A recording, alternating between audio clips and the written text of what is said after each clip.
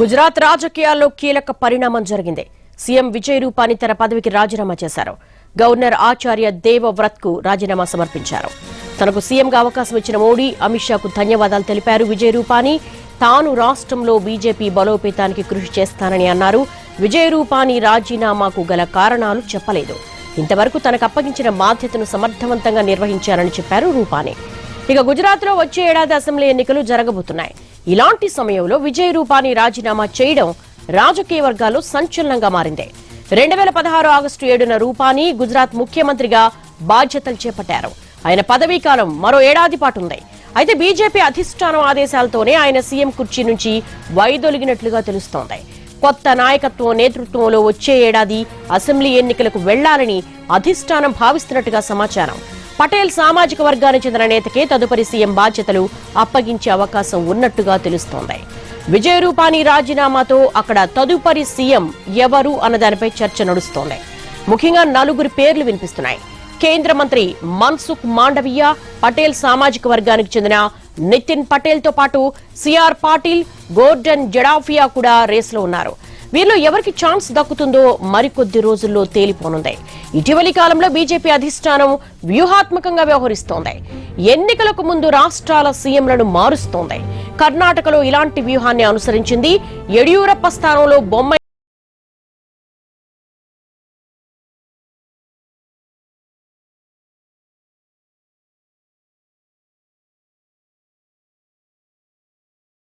अपना आभार व्यक्त करता हूं कि मेरे जैसे एक पार्टी के कार्यकर्ता को गुजरात के मुख्यमंत्री पद की महत्वपूर्ण जिम्मेदारी दी और मुख्यमंत्री के रूप में मिले इस दायित्व को अच्छी तरह से निभाते हुए मेरे कार्यकाल के दौरान माननीय प्रधानमंत्री श्री नरेंद्र भाई मोदी जी का विशेष मार्गदर्शन मिलता रहा है। माननीय प्रधानमंत्री जी के नेतृत्व एवं मार्गदर्शन में गुजरात समग्र विकास तथा सर्वजन कल्याण के पथ पर आगे बढ़ते हुए नए आयामों को छुआ है।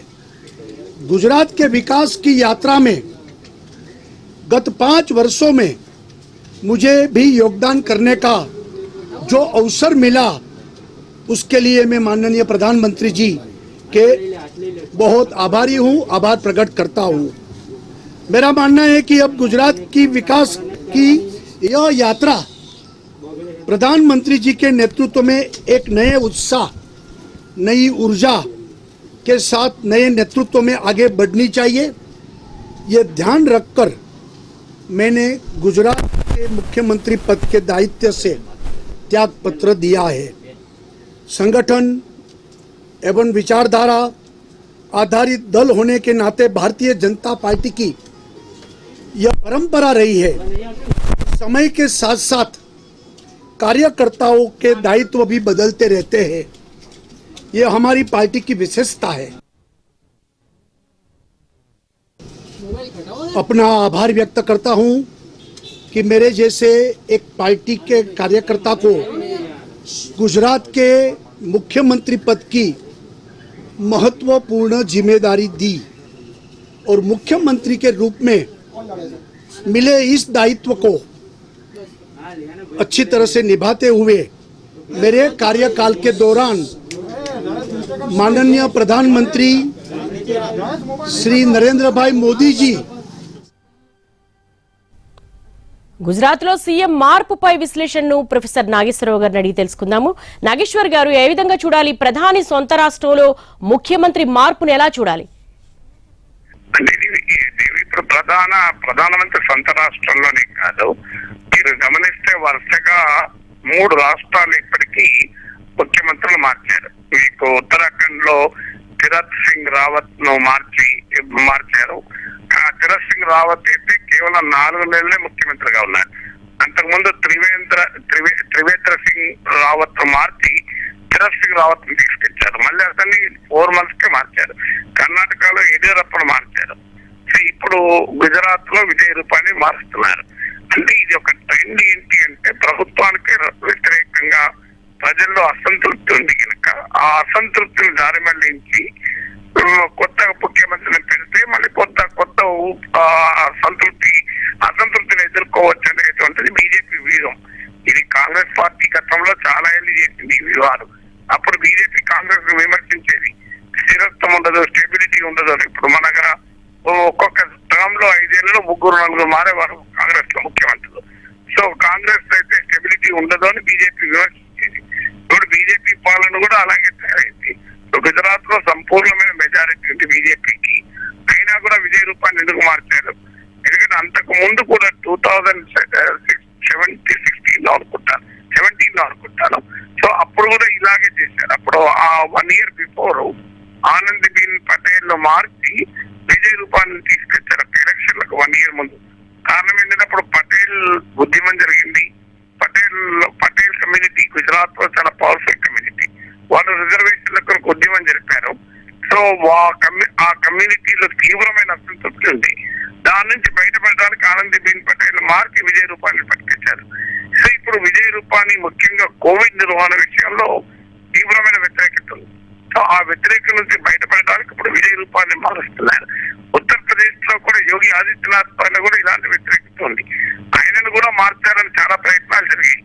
అయితే విజయ్ రూపాని లాగా కాదు యోగి ఆదిత్యనాథ్ ఏంటంటే సొంతగా ఇమేజ్ ఉన్నవాడు, బలం ఉన్నవాడు. గతంలో గోరఖ్పూర్ ప్రాంతంలో ఆయన అనుమాయులకు స్థానిక సంస్థల టికెట్ లేకపోతే సొంతగా అభ్యర్థులు ఇండిపెండెంట్ గా పెట్టి బీజేపీ ఓటమికి కారణమయ్యారు యోగి ఆదిత్యనాథ్. హిందూ వాహిని అనే ఆయనకు సొంత సైన్యం కూడా సొంత నెట్వర్క్ ఉంది. అందువల్ల యోగి ఆదిత్యనాథ్ కనుక పెట్టుకుంటే నష్టం జరుగుతుంది అని. ఎందుకంటే దేశంలోని ఇతర ప్రాంతాల్లో కూడా బీజేపీ మతవాద రాజకీయ సమీకరణకు యోగి ఉపయోగపడతారు. ఇప్పుడు హైదరాబాద్ జీహెచ్ఎంసీ ఎన్నికలకు కూడా వచ్చారు. సో అందువల్ల ఒక యోగి ఆదిత్యనాథ్ మినహా మిగతా వాళ్ళందరినీ మారుస్తున్నారు. మీరు అస్సాంలో కూడా చూడండి, సర్వానంద్ సోనోవాల్ ముఖ్యమంత్రిగా ఉండేవారు. ఎన్నికలకు ముందు ఆయనను మారుస్తున్నారని ఇండికేషన్ చాలా క్లియర్ గా ఇచ్చారు. ఎందుకంటే ఆయన ముఖ్యమంత్రి అభ్యర్థిగా మళ్ళీ ప్రకటించలేదు. ఎక్కడో కేరళలో బలమే లేని చోట 80 ఏళ్లకు పైగా ఉన్నటువంటి శ్రీధరన్ ముఖ్యమంత్రి అభ్యర్థిగా ప్రకటించారు. కానీ అస్సాంలో ఏ ముఖ్యమంత్రి అభ్యర్థి కూడా ప్రకటించలేదు. ప్రకటించకపోవడం ద్వారా ఒక మెసేజ్ పంపారు, కొత్త వాళ్ళని పెడతామని. అక్కడ కూడా సర్వానంద్ సోనోవాల్ కేంద్ర ప్రభుత్వంలో తీసుకొని హేమంత్ బిశ్వ శర్మని చేశారు. ఇప్పుడు త్రిపుర అలాగే మణిపూర్ లో కూడా ముఖ్యమంత్రి మార్చాలని డిమాండ్ వస్తుంది. ఎందుకంటే గుజరాత్ లో వచ్చే సంవత్సరం ఎన్నికలు ఉన్నాయి. లాస్ట్ టైమే చాలా కష్టంతో గెలిచింది బీజేపీ అక్కడ. సో అందువల్ల ఈసారి ఓడిపోతామన్న అనుమానం కూడా ఉండవచ్చు.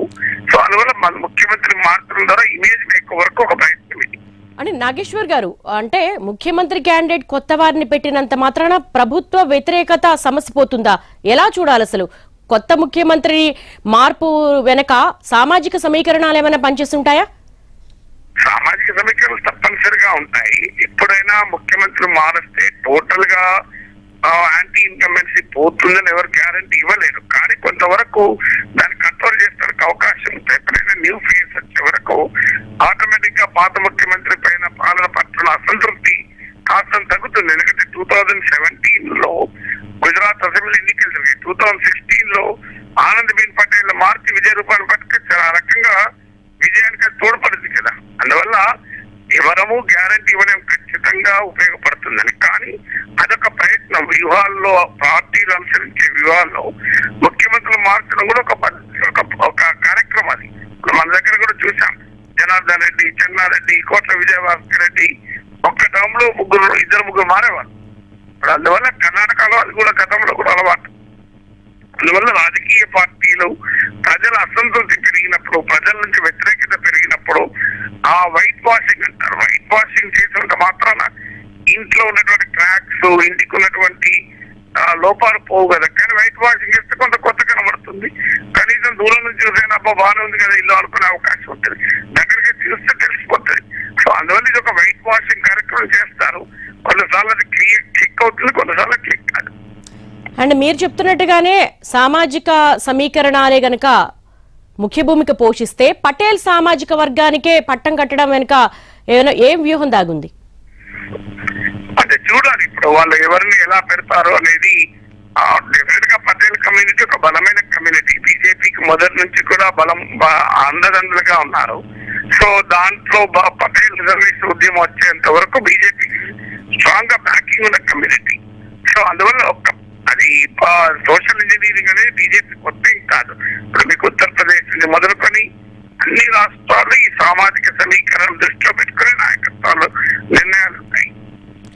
అండ్ నలుగురు పేర్లు వినిపిస్తున్నాయి రేసులో, మాండవీయ కావచ్చు, ఇట్లా అంటే ఎవరి సమర్థత ఆధారంగా, అనుభవం ఆధారంగా, సామాజిక వర్గాల ఆధారంగా ఎలా ఈక్వేషన్స్ మారే అవకాశం ఉంటుందంటారు?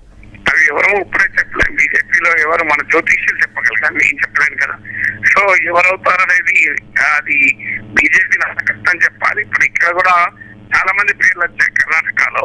తర్వాత మీకు యడియూరప్ప కోరిన అతను, అదే లింగాయత్ కమ్యూనిటీకి చెందిన అతనికి ఇచ్చారు.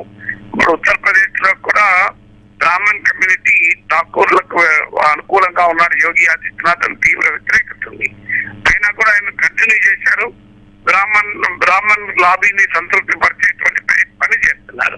సో అందువల్ల చివరి వరకు ఎవరమో చెప్పడం పలానా వాళ్ళు అవుతారని, అది బీజేపీ అఖిల భారత నాయకత్వం మోడీ అమిత్ షా దగ్గర సన్నిహిత పరిచయం అన్న ఉండాలి, జ్యోతిష్యం అన్న తెలియాలి.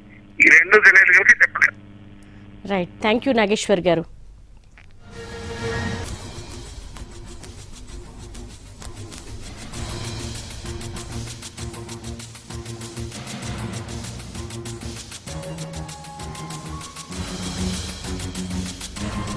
అరవై 65 విజయ్ రూపాని గత కొంతకాలంగా అనారోగ్య సమస్యలతో బాధపడుతున్నారు. ఇటీవలే ఒక సభలో ప్రసంగిస్తూ స్పృహ తప్పి పడిపోయారు.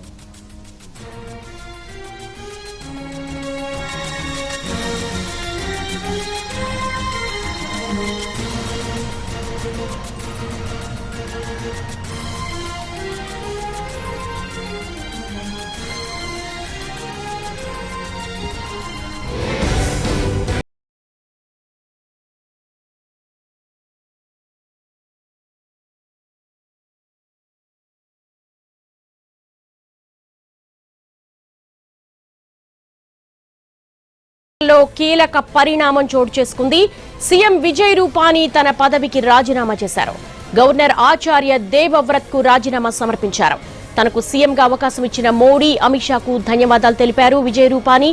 తాను రాష్ట్రంలో బీజేపీ బలోపేతానికి కృషి చేస్తానని అన్నారు. విజయ్ రూపాని రాజీనామా గల కారణాలను చెప్పలేదు. ఇంతవరకు తనకు అప్పగించిన బాధ్యతను సమర్థంగా నిర్వహించానని చెప్పారు రూపాని. గుజరాత్ లో వచ్చే ఏడాది అసెంబ్లీ ఎన్నికలు జరగనున్నాయి. ఇలాంటి సమయంలో విజయ్ రూపాని రాజీనామా చేయడం రాజకీయ వర్గాల్లో సంచలనంగా మారింది. 2016 ఆగస్టు 7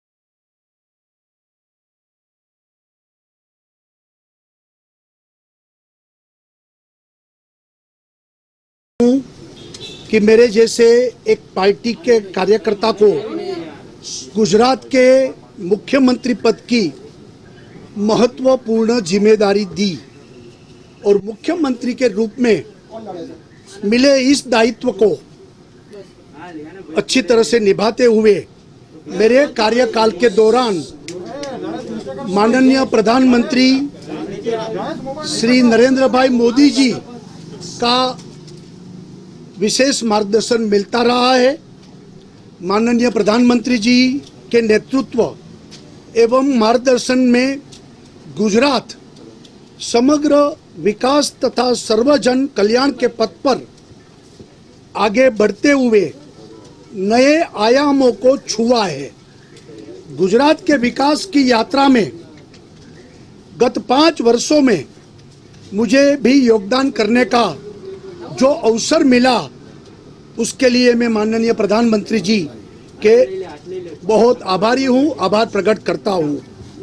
मेरा मानना है कि अब गुजरात की विकास की यह यात्रा प्रधानमंत्री जी के नेतृत्व में एक नए उत्साह, नई ऊर्जा के साथ नए नेतृत्व में आगे बढ़नी चाहिए। ये ध्यान रखकर मैंने गुजरात के मुख्यमंत्री पद के दायित्व से त्याग पत्र दिया है। संगठन एवं विचारधारा आधारित दल होने के नाते भारतीय जनता पार्टी की यह परंपरा रही है। समय के साथ साथ कार्यकर्ताओं के दायित्व भी बदलते रहते हैं।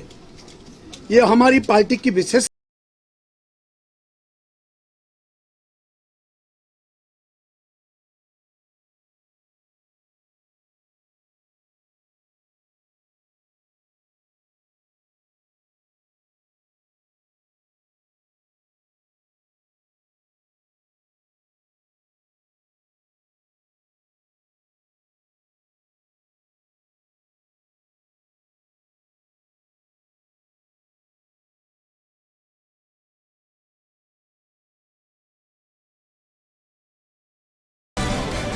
గుజరాత్ రాజకీయాల్లో కీలక పరిణామం జరిగింది. సీఎం విజయ్ రూపానీ తన పదవికి రాజీనామా చేశారు. పైకి అనారోగ్య కారణాలు చెప్తున్నప్పటికీ కూడా అధిష్టానం ఒత్తిడితోనే రాజీనామా చేసినట్టుగా తెలుస్తోంది. వచ్చే సంవత్సరం జరగబోయే ఎలక్షన్స్ కు కొత్త సీఎం నేతృత్వంలో కొత్త లీడర్షిప్ లో వెళ్లాలనుకుంటున్నట్టుగా రాజకీయ విశ్లేషణలు వినిపిస్తున్నాయి. దీనికి సంబంధించి మరింత సమాచారం మా ప్రతినిధి ఢిల్లీ నుంచి ప్రసాద్ అందిస్తారు. ప్రసాద్, ఎలా చూడాలి? సీఎం విజయ్ రూపానీ తన పదవికి రాజీనామా చేశారు. అయితే ఆయన అనారోగ్య కారణాలు పైకి చూపిస్తున్నప్పటికీ కొత్త వారికి అవకాశం ఇవ్వాలని చెప్తున్నప్పటికీ కూడా బీజేపీ దాని వెనక వ్యూహం ఒకటే, కొత్త సీఎం సారథ్యంలో ఎన్నికలకు వెళ్లాలని. ఏంటి పొలిటికల్ సర్కిల్స్ లో ఎటువంటి టాక్స్ వినిపిస్తున్నాయి? గుజరాత్ పరిణామం ఖచ్చితంగా చూసినట్లయితే ఒక అనూహ్యమైనటువంటి పరిణామంగానే పరిగణించడానికి అవకాశం ఉంది. ఎక్కడా కూడా గత కొంతకాలం కూడా దీనికి సంబంధించి గుజరాత్ పరిణామాల గురించి కానీ, లేకపోతే గుజరాత్ ముఖ్యమంత్రి పట్ల అసంతృప్తి ఉందని కానీ, లేకపోతే అధిష్టానం ముఖ్యమంత్రిని మార్చే ప్రయత్నం చేయబోతుంది అన్న అంశం ఎక్కడ కూడా బయటకు రాలేదు. కర్ణాటక విషయంలో మాత్రం చాలా కొద్ది రోజుల క్రితం దానిపై ఊహాగానాలు చాలా విస్తృతంగా కొనసాగాయి. కానీ గుజరాత్ విషయంలో మాత్రం చాలా గుట్టుగా సాగింది. చాలా అనూహ్యమైనటువంటి పరిణామం. ప్రధానంగా విజయ్ రూపానీ తన రాజీనామాను సమర్పిస్తూ తానే రాజీనామా చేసినట్లు, కొత్త నాయకత్వానికి అవకాశం ఇస్తున్నట్లు, కొత్త నాయకత్వంలో మరింత ఉత్సాహంతో, దిగుణీకృతమైన ఉత్సాహంతో మరింత శక్తివంతంగా గుజరాత్ అభివృద్ధి కొనసాగుతుందంటూ చెప్పడం జరిగింది. ఖచ్చితంగా దీనికి సంబంధించి మాత్రం బీజేపీ నాయకత్వం, అదేవిధంగా బీజేపీ అన్ని శ్రేణుల్లో కూడా విజయ్ రూపానీ రాజీనామా చేసిన ముఖ్యమంత్రి విజయ్ రూపానీ పట్ల చాలా తీవ్ర అసంతృప్తి ఉంది. అయితే ప్రధానమంత్రి సొంత రాష్ట్రంగా ఉన్నటువంటి గుజరాత్లో ఈ అసంతృప్తి బయటకు రాకుండా చాలా గుట్టుగా కొనసాగింది. ఎక్కడా కూడా దీనికి సంబంధించినటువంటి పొగ కూడా కనీసం బయట కనపడలేదు. ఈ నేపథ్యంలో విజయ్ రూపానీ అర్థాంతరంగా ముఖ్యమంత్రి పదవి నుంచి తొలగిపోవాలని చెప్పి ఆదేశించడం జరిగింది. అదేవిధంగా కొత్త నాయకత్వంలో వచ్చే సంవత్సరం జరగబోయే సార్వత్రిక ఎన్నికలకు సిద్ధం కావాలని చెప్పి కూడా బీజేపీ శ్రేణులకు ఇప్పటికే సందేశం ఇచ్చినట్టుగా తెలుస్తుంది. అయితే అనూహ్యమైన పరిణామం కాబట్టి ఏదైనా జరగవచ్చు. అయితే హఠాత్తుగా ముందస్తుగానే ఎన్నికలు జరిపే అవకాశం ఉందన్న అంశంపై కూడా చర్చ జరుగుతుంది. ఒకవేళ అదే అంశం కనుక జరిగినట్లయితే మరికొద్దిసేపట్లో దానికి సంబంధించిన ఒక స్పష్టత వచ్చే అవకాశం ఉంది. అయితే బీజేపీ అగ్రనాయకత్వం మాత్రం ప్రస్తుతానికి ఒక కొత్త నాయకత్వంలో వచ్చే సార్వత్రిక ఎన్నికలు సన్నద్ధం కావాలని, అర్థాంతరంగా ఎన్నికలు జరపడం ఆత్మహత్య సదృశ్యమే అవుతుందన్న అంశాన్ని కూడా రాజకీయ విశ్లేషకులు, అదేవిధంగా పార్టీలో ఉన్నటువంటి వ్యూహకర్తలు సూచించడం జరిగింది. ఆ మేరకు ప్రధానమంత్రి సొంత రాష్ట్రమైనటువంటి గుజరాత్లో మరిలా పరువు దక్కించుకునేందుకు గాను ప్రధానమంత్రి కానీ అగ్రనాయకత్వం కానీ తీవ్ర స్థాయిలో పనిచేస్తుంది. ఈ నేపథ్యంలో కొత్త నాయకుడికి పగ్గాలప్పచెప్పి గుజరాత్ రాష్ట్రాన్ని కొత్త నాయకత్వంలోనే సార్వత్రిక ఎన్నికలకు వెళ్లేందుకే ఎక్కువ అవకాశం ఉంది. అదేవిధంగా ఒక సొంత రాష్ట్రం కాబట్టి ప్రధానమంత్రి కూడా చాలా సూజీగా చాలా స్పష్టంగా తన యొక్క తదుపరి రాష్ట్ర నాయకత్వం ఎవరన్న అంశంపై కూడా నిర్ణయం తీసుకునేందుకు ఆచితూచి తీసుకునే జాగ్రత్తలు కూడా తీసుకునే అవకాశం ఉంది. ప్రధానంగా కేంద్రం నుంచి ఒక కేంద్ర మంత్రిని కూడా పంపించే అవకాశాలు ఉన్నట్టుగా చెబుతున్నప్పటికీ కూడా మనసుకు మాండవీయ, అదేవిధంగా నితిన్ పటేల్ ఈ ఇద్దరి మధ్య బాగా గట్టిగా పోటీ వస్తుంది.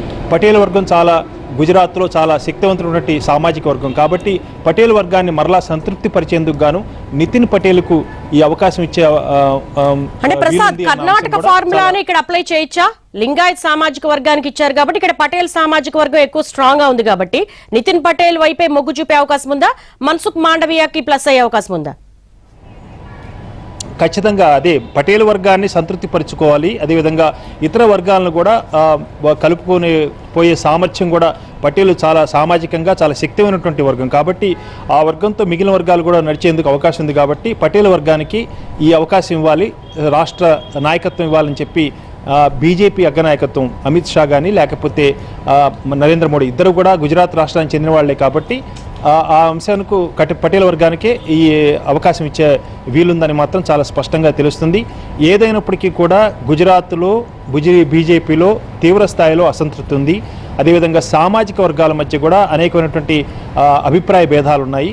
పటేల్ వర్గం యొక్క డామినేషన్ కూడా ఎవరు కూడా కొంతమంది జీర్ణించుకోలేకపోతున్నారు. అయితే వేరే గత్యంతరం కూడా లేదు. పటేల్ వర్గం అన్ని రకాలుగా అనేక విధాలుగా చాలా బలంగా ఉంది కాబట్టి వేరే మార్గంతరం కూడా లేదు. కాబట్టి బీజేపీ అగ్రనాయకత్వం ఇటు ప్రధానమంత్రి కానీ అమిత్ షా కానీ ఆచితూచి కొత్త నాయకత్వం ఎవరన్న అంశంపై ఒక నిర్ణయం తీసుకునే అవకాశం. ప్రసాద్ ఎలా చూడాలి? ఒకవేళ కోవిడ్ మేనేజ్మెంట్ లో ఫెయిల్యూర్ కనపడుతుంది అనుకుంటే యోగి ఆదిత్యనాథ్ విషయంలో అంత సడన్ గా ఏమి డెసిషన్ తీసుకోలేదు, కానీ చడి చప్పుడు కాకుండా గుజరాత్ విషయంలో మాత్రమే ఇంత సడన్ చేంజ్ ఏ విధంగా చూడాలి? ఖచ్చితంగా అంటే పార్టీ శ్రేణులన్నీ కూడా నిస్తేజంగా ఉన్నాయి, అసంతృప్తితో చాలా రగిలిపోతున్నాయి. ఈ అంశాన్ని బయటకు చెప్పలేని పరిస్థితి. ఎందుకంటే భారతదేశ ప్రధానిగా ఉన్నటువంటి నరేంద్ర మోడీ సొంత రాష్ట్రం, అదేవిధంగా అనేక చోట్ల అనేక లేయర్స్లో, అదేవిధంగా అనేకమైనటువంటి పొలిటికల్ లేయర్స్లో కూడా ఎక్కడ కూడా నోరు విప్పితే ఏమవుతుందన్న అంశం కూడా ఆ శ్రేణుల్లో ఆయా నాయకులు ఉంది. కాబట్టి ఇప్పటివరకు కూడా చాలా గుట్టుగా చాలా రహస్యంగా ఈ అసంతృప్తి కొనసాగింది. కాబట్టి ఒక కొత్త ఈ అంశాన్ని అగ్రనాయకత్వం గ్రహించింది. నాయకత్వాన్ని రాష్ట్రంలో మారిస్తేనే తదుపరి బీజేపీ గుజరాత్లో బతికే అవకాశం ఉందన్న అంశం కూడా చాలా పసిగట్టింది. అదేవిధంగా ఇంటెలిజెన్స్ వర్గాలు కూడా అందించినటువంటి సమాచారం ప్రకారం కొత్త నాయకత్వం మారిస్తేనే ఆ మేరకు గుజరాత్లో పూర్తి స్థాయిలో రాజకీయంగా బీజేపీ మరింత తిరిగి అధికారం చేర్చుకునేందుకు అవకాశం ఉందన్న అంశాన్ని చెప్పింది. కాబట్టి బీజేపీ అగ్రనాయకత్వం ప్రధాని అమిత్ షా, అదేవిధంగా బీజేపీ జాతీయ అధ్యక్షుడు జేపీ నడ్డా వీరు ముగ్గురు కూడా కొత్త నాయకత్వాన్ని ఎంచుకునే ప్రక్రియను ప్రారంభించారు. అది మనసుకు మాండవీయనా లేకపోతే నితిన్ పటేల్ వీరిద్దరి మధ్య రాష్ట్ర నుంచి ఎమ్మెల్యేలో పోటీ కొనసాగుతుండగా కేంద్రం నుంచి కూడా ఒక కేంద్ర మంత్రిని పంపించే అవకాశం ఉందన్న వర్గాలు కూడా బీజేపీ వర్గాలు చెప్తున్నాయి. కాబట్టి చూడాలి, అతి కొద్ది సమయంలోనే దీనికి సంబంధించి ఒక స్పష్టత వచ్చే అవకాశం ఉంది. అంటే ఒకవేళ మీరు చెప్తున్న ప్రకారం చూసుకుంటే ఇంటెలిజెన్స్ నివేదిక తీసుకున్న సర్వేల ఆధారంగా చేసుకుని ముందస్తుకు వెళ్లే అవకాశాలు ఏమైనా ఉంటాయా? బహుశా అలాంటి అవకాశం ఉండకపోవచ్చు. ఎందుకంటే ఇంకా సంవత్సరం ఉంది కాబట్టి అంత అర్థాంతరంగా తానంతట తానే ముఖ్యమంత్రి చేత ఆమె రాజీనామా చేయించడం అన్నది ఒక రకంగా ఓటమిని ఒప్పుకోలే అవుతుంది. కాబట్టి అలాంటి వ్యూహం ఇక్కడ అడాప్ట్ చేసుకునేందుకు అవకాశం లేదు. కాబట్టి ఒకవేళ ఆ రకంగా ముందస్తు ఎన్నికలే పోయే అవకాశం ఉన్నట్లయితే అర్థాంతరంగా వెంటనే అసెంబ్లీని కూడా రద్దు చేసే అవకాశం ఉంది. కాబట్టి ముఖ్యమంత్రి రాజీనామా చేశారు కాబట్టి కొత్త నాయకత్వాన్ని, కొత్త ముఖ్యమంత్రిని నియామకం చేసే అవకాశాలు ఎక్కువ ఉన్నాయి. Right, thanks for the live updates Prasad.